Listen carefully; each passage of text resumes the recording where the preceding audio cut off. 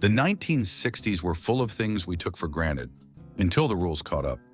In part one, we remembered 13 everyday habits that would be illegal now, but we're not done yet. Today, we're back with part two, another round of forgotten freedoms. From candy cigarettes to river dumping, it's a reminder of just how much life has changed and how different childhood, parenting, and even playtime used to be.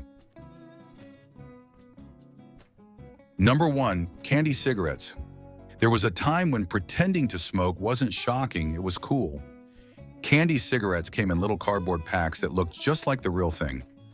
Chalky white sticks or bubblegum tubes with a red tip.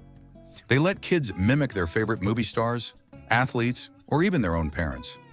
Some brands even puffed sugar dust when you blew on them. Nobody thought twice. Teachers saw them, parents bought them, and corner stores kept them by the register. For a kid in the 60s, pulling one out made you feel grown-up, rebellious, even sophisticated. But by the 90s, attitudes changed. Health campaigns slammed the candy as a gateway to smoking, and public pressure forced most brands to disappear. Today, you won't find candy cigarettes in many stores, and if you do, chances are they'll come with a lecture. But back then, they were just a sweet little props in the theater of childhood. Number two, no seatbelts or car seats. If candy cigarettes made us feel like grown-ups, then riding around without a seatbelt made us look like one. In the 1960s, kids didn't buckle up. They stretched out in the back seat, curled up behind the rear window, or stood proudly between the front seats like co-pilots. Seatbelts were either optional or ignored. And car seats.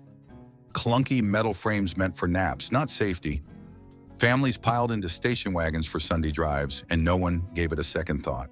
Sure, bumps sent us flying, but we laughed, rolled, and got back up. It wasn't until the 70s that the dangers caught up and laws stepped in.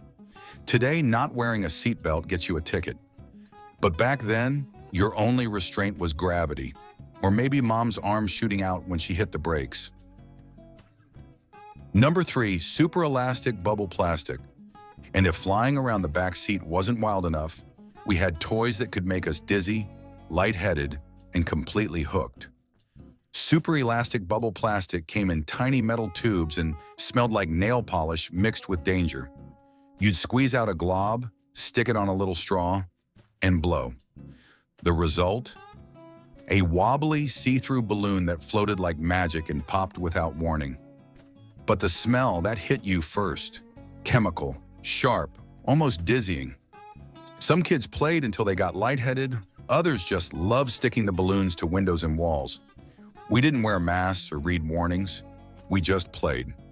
Eventually, concerns over inhaling toxic fumes and flammability got it banned. But for anyone who cracked open one of those tubes, the memory of that strong, strange smell lingers. It was messy, it was weird. And like so many things in the 60s, it definitely wouldn't pass today's safety standards. Number four, lawn darts, Jarts. And if blowing toxic bubbles felt risky, lawn darts took things to a whole new level. Known as Jarts, these backyard missiles were heavy metal darts with plastic fins, meant to be tossed high into the air and aimed at a target ring.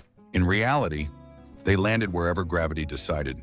Kids ran for cover, or worse, stood still and hoped they guessed right. These things came down fast, sharp, and unforgiving. Injuries happened, a lot, but no one thought of banning them at first. It was just part of outdoor fun. Parents watched from lawn chairs, no helmets, no fear. Eventually, after serious accidents and public pressure, Jarts were pulled from shelves in the late 80s. Today, they're banned in most places, but to the kids who played with them, it wasn't chaos, it was summer. Number five, leaving kids in cars. In the 1960s, running errands didn't mean unloading the whole family. If mom needed to grab milk or pick up a prescription, the kids stayed in the car, with the windows cracked maybe, or maybe not. Older siblings were left in charge, or no one at all. And it wasn't just for 5 minutes. Sometimes it was half an hour. No one called the cops. No one panicked. Kids played with the radio, climbed over the seats, or just stared out the window waiting. It felt normal. peaceful even. But over the years, rising concerns over kidnapping, heat stroke, and child neglect changed everything. Today, leaving a child alone in a parked car is not only frowned upon, it's illegal in many states. But back then, it was just part of daily life. A quiet moment in a parked car while the world kept moving outside. Number 6, Latchkey Kids. In the 1960s, coming home to an empty house wasn't strange, it was expected. Kids as young as 6 or 7 wore their house key on a string around their neck, let themselves in after school, and stayed alone until dinner. No cell phones, no nanny cams, just a note on the fridge and maybe a snack left out. They did homework, watched TV, or wandered the neighborhood until mom got back from work. It wasn't called neglect, it was called being responsible. These were the original Latchkey Kids, growing up with independence baked into the routine. Today, leaving a child alone for hours could spark a CPS visit. But back then, no one blinked. Parents trusted their kids, and kids learned how to take care of themselves. It wasn't always perfect, but it built a kind of toughness and freedom you don't see much anymore. Number 7, smoking indoors and on planes. In the 1960s, smoking was everywhere. Restaurants, offices, airplanes. Ashtrays weren't extras, they were built in. Airplane seats had them, so did car dashboards and office desks. People smoked at work, during dinner, even mid-flight. Flight attendants handed out cigarettes with a smile. No one blinked when someone lit up next to a child. Non-smoking sections? Mostly for show. The idea that secondhand smoke could be harmful hadn't caught on yet. By the 1980s, health warnings turned into real laws, and smoking indoors slowly disappeared. Today, even trying it would get you fined, or worse. But back then, lighting a cigarette wasn't a rebellion. It was normal. A pause in the day, a moment to think, talk, or just be. Smoke wasn't just in the air, it was part of the atmosphere. Number 8, riding bikes without helmets. Back then, your head was the helmet. In the 1960s, kids rode bikes everywhere, bareheaded, carefree, and usually a little reckless. We popped wheelies, raced down gravel roads, and flew off homemade ramps with nothing but scraped knees to show for it. Helmets weren't just rare, they were non-existent. If someone wore one, it was probably a daredevil or a kid recovering from something serious. Most of us learned balance through trial, error, and a few good crashes. Parents watched from porches, maybe yelled, "Be careful," but no one made you gear up. It wasn't until the 80s and 90s that bike helmets became standard. Today, it's a legal requirement in many places. But for the kids of the 60s, the wind in your hair was part of the ride, and a skinned elbow just meant you were doing it right. Number 9, playing with Mercury.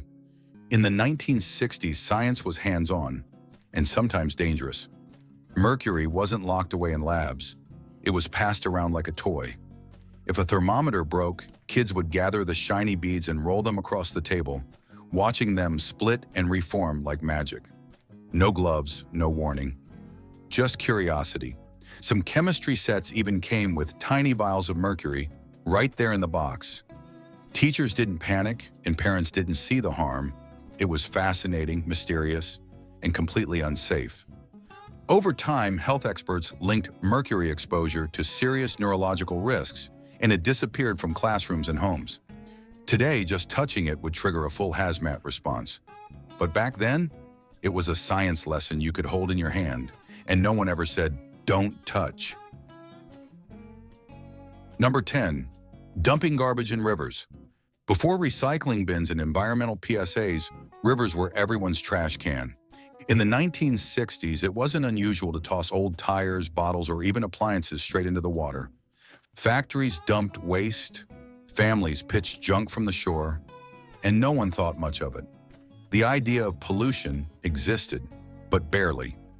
Rivers were brown, smelly, and slow-moving, and that was just normal. Kids skipped rocks beside floating soda cans, and adults fished downstream like nothing was wrong. It wasn't until the environmental movement of the 70s that real change began. Laws were passed, cleanup efforts started, and rivers slowly recovered. Today, dumping trash in a river is illegal and unthinkable. But for those who lived through it, the memory lingers. A time when the water wasn't protected and nature was something we took for granted. The 1960s were a different world. Less regulated, more trusting, and sometimes downright risky. But for those who lived it, those memories still shine. From candy cigarettes to river dumping, it wasn't about breaking rules, it was just life. If any of this brought back memories, share them in the comments. And don't forget to like, subscribe, and join us next time as we keep exploring the past, one forgotten story at a time.